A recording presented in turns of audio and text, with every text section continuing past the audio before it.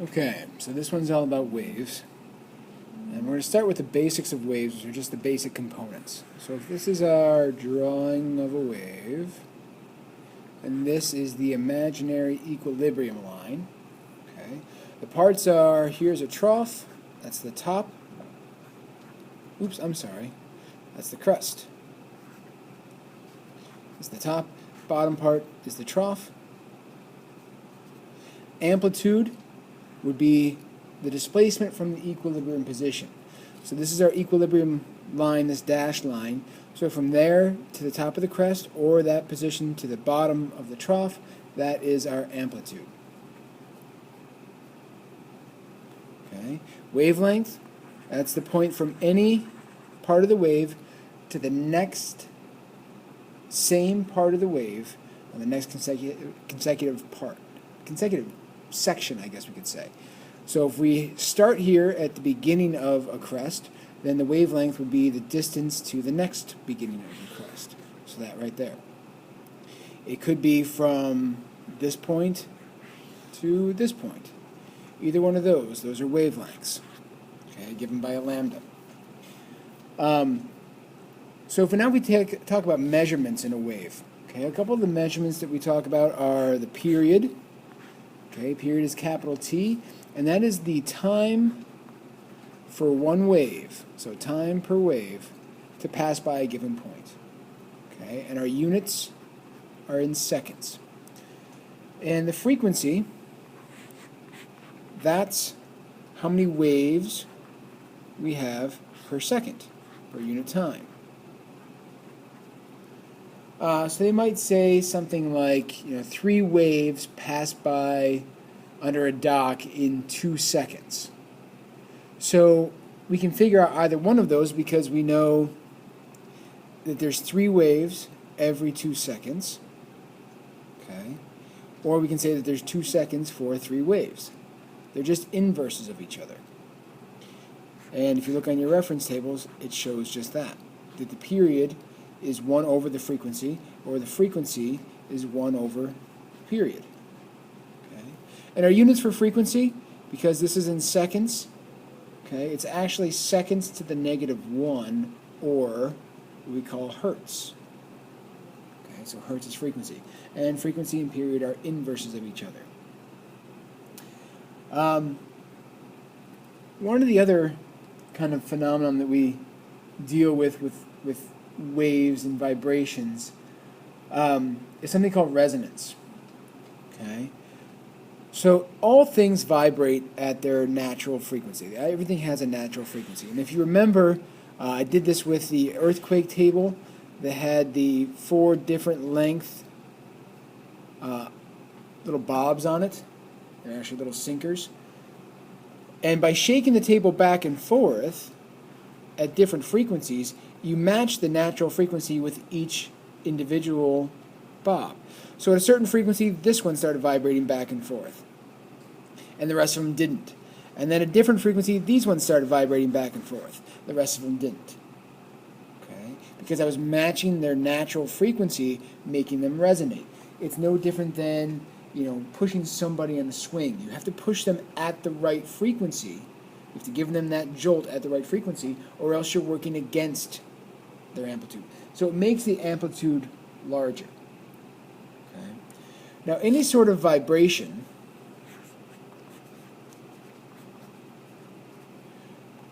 causes either a pulse or a wave. Okay? So a wave is a series of disturbances, and a pulse is just a single disturbance. So you can, if you have a slinky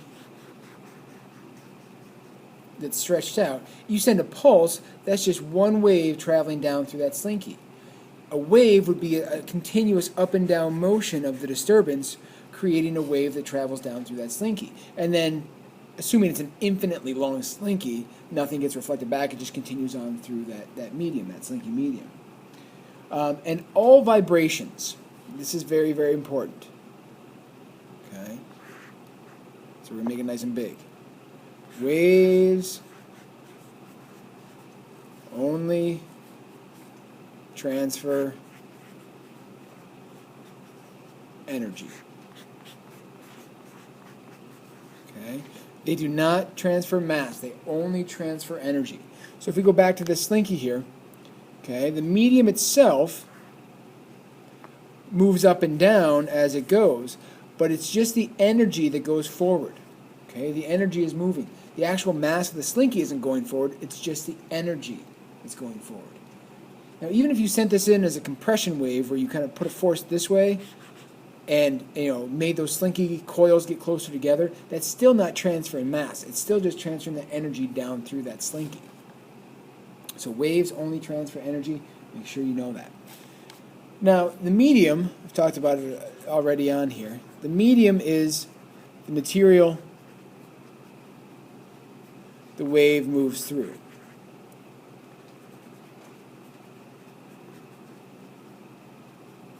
Okay?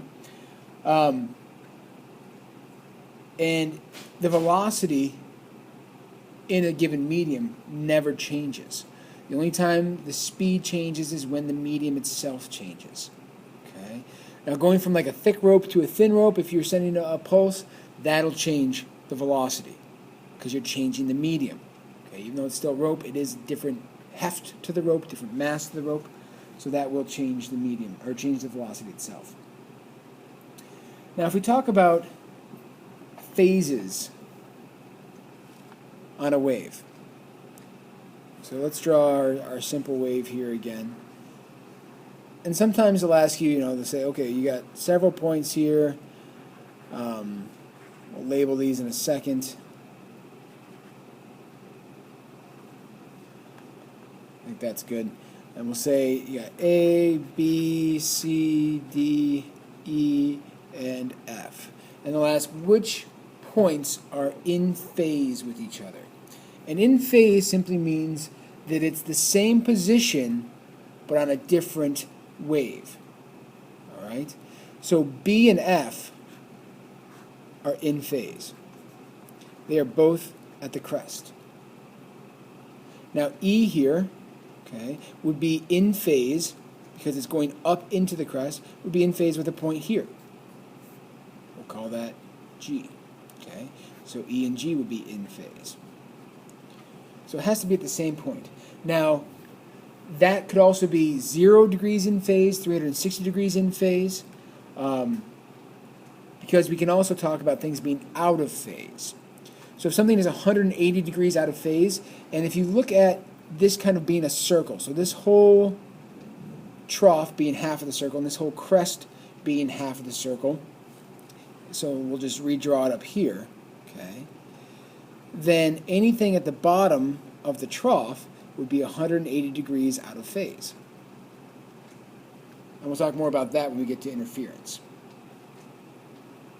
Now there's two different types of waves. There's transverse and longitudinal. Okay. Transverse is the kind that looks like this. So the energy, or the wave, is perpendicular to the medium. So the medium goes up and down as the energy moves forward. In the longitudinal wave, that's where we have our series of compressions and then rarefactions where they're more spread out. Okay, that's kind of like dominoes or air molecules bumping into each other. So you have points where they're closer together and points where they're more spread out. In that case, the energy moves parallel to the medium. So the energy is going this way, and so is the medium. Okay, but the medium does come back as well. In this case, the transverse wave, the medium is going up and down as the energy goes forward. Now, transverse waves, that's electromagnetic waves, like light travel as a transverse wave. Water travels as a transverse wave. And longitudinal is primarily sound. That's what it's most known for. Now, with our equations for waves, one of our big equations is this. the speed of the wave equals the wavelength times the frequency. Okay. So this is going to stay constant as long as the medium doesn't change. Okay. But if the medium changes, then the velocity can change and therefore change any of the other properties. So it's completely based on the actual medium. So if we go into a medium where the velocity decreases, okay, frequency always stays constant. So if the velocity decreases, the wavelength goes down. Okay, the frequency is not necessarily going to change. And one of the things we didn't talk about yet, two things we didn't talk about yet, was interference and then the number of waves. So let's take a look at something like this. This is a horribly drawn wave, but that's okay. So one full wave starts from one section to the next section on the next wave. So there's one wave right there.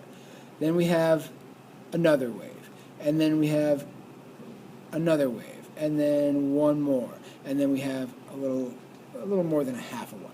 So this right here would be 4.5 waves. Okay. So basically one wave has to consist of one complete crest right here and one complete trough. Now, we don't have to start at the base of a crest.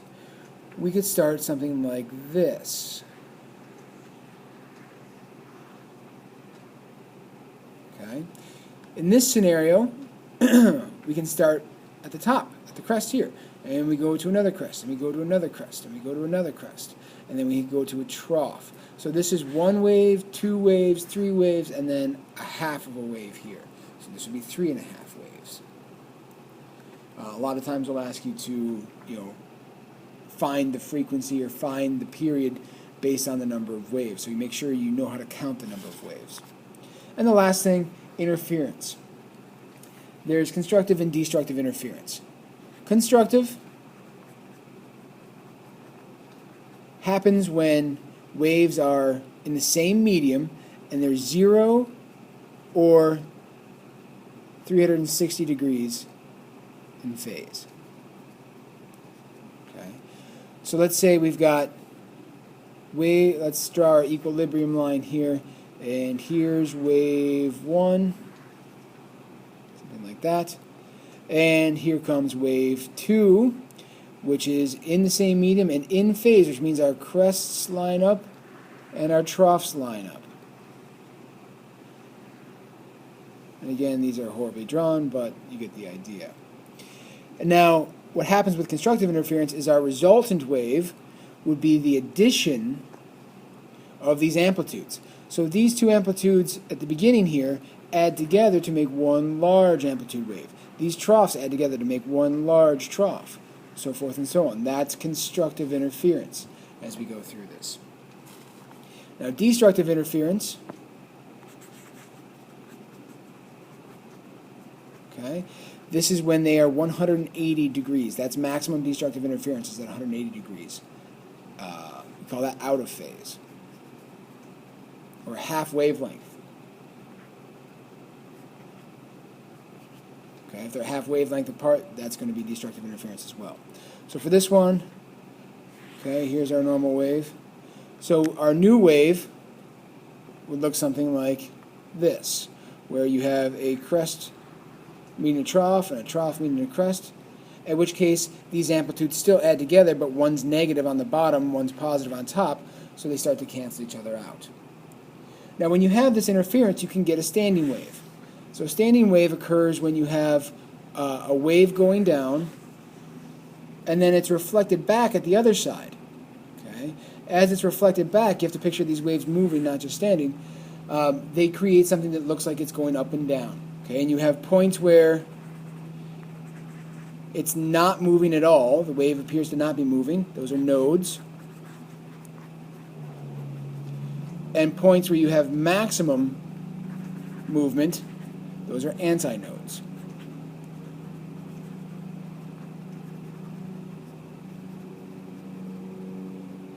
Okay, so here we have 1, 2, 3, 4, 5 nodes, and 1, 2, 3, 4, 5 antinodes.